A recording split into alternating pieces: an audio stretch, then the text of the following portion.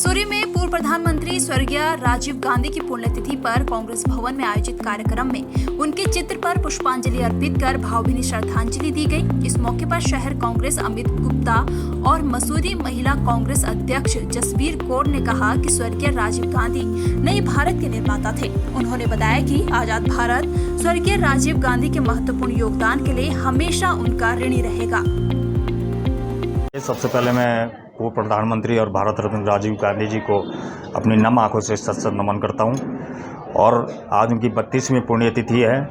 आप सभी जानते हैं कि किस तरह उन्होंने देश के लिए अपना बलिदान दिया। उनके द्वारा इस भारत को एक मजबूत नींव दी गई, संचार क्रांति दी गई। मैं कितने कार्य उनके गिनाऊं। युवाओं को पहले 21 साल उम्र में वोट दिया करते थे, लेकिन युवाओं को 18 साल की उम्र में वोट देने का अधिकार दिया।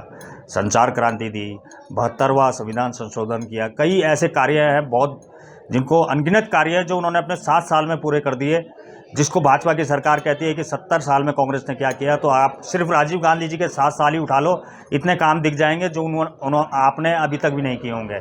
आज जिस कार्य को आप सब लोग कर रहे हैं वो उन्हीं की देन है, उन्हीं पे आप आगे बढ़ रहे हैं, उसी देश की फाउंडेशन पे आप आगे चल रहे हैं। निंदा करता हूँ ऐसे लोगों की कि जो हमारे पितृ योग्य जो लोग हैं उनके प्रति ऐसी भावना रखते हैं। राजीव गांधी जी के साथ जो हुआ वो कोई हादसा नहीं था, उन्होंने अपने देश के लिए बलिदान दिया। ऐसा कौन भाजपा का नेता है जो मुझे अगर एक भी नेता गिनवा दे जिन्होंने पूरे देश के लिए कहीं बलिदान दिया हो। इंदिरा गांधी जी ने बलिदान दिया, राजीव गांधी जी ने बलिदान दिया। तो ऐसे लोगों पर ऐसी तुच्छ बातें करना कि एक हादसे में मर गए, अरे भाई पूरे देश के लिए उन्होंने बलिदान दिया, उन्होंने पूरे देश के लिए काम किया, उसके बाद उन्हें उड़ा दिया गया। उनसे विपक्षी इतने खफा हो गए कि उनको उड़ा दिया गया, उनके लिए षड्यंत्र रचा गया। तो ऐसे शब्दों पर अपने लगाम लगाएं और आगे से सोच समझकर किसी पिता योग्य या पितृ योग्य आदमी के प्रति कोई अपने संदेश दें। आज हम अपने देश के पूर्व प्रधानमंत्री स्वर्गीय राजीव गांधी जी की 32वीं पुण्यतिथि मनाने के लिए यहाँ एकत्र हुए हैं और इस अवसर पर मैं सबसे पहले तो राजीव गांधी जी को शत नमन करती हूँ।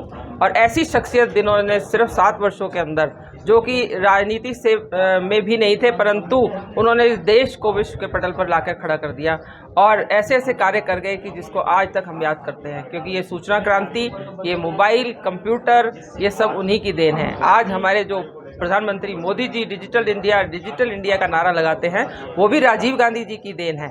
और हमारे बच्चे, गरीब बच्चे जो नवोदय विद्यालय में पढ़ रहे हैं, वो भी राजीव गांधी जी की देन है। जो 74वां संशोधन, पंचायती राज, महिलाओं की शिक्षा, महिलाओं का आरक्षण, ये सब हमारे माननीय स्वर्गीय राजीव गांधी जी की देन है। ऐसी शख्सियत को मैं शत नमन करती हूँ और यही कहूँगी कि ऐसी शख्सियत हमारे इस युग में दोबारा पैदा हो। और मैं धन्यवाद करती हूँ राहुल जी का और उनके पूरे परिवार का, जिन्होंने अपने देश के लिए अपने पूरे परिवार को कुर्बान कर दिया।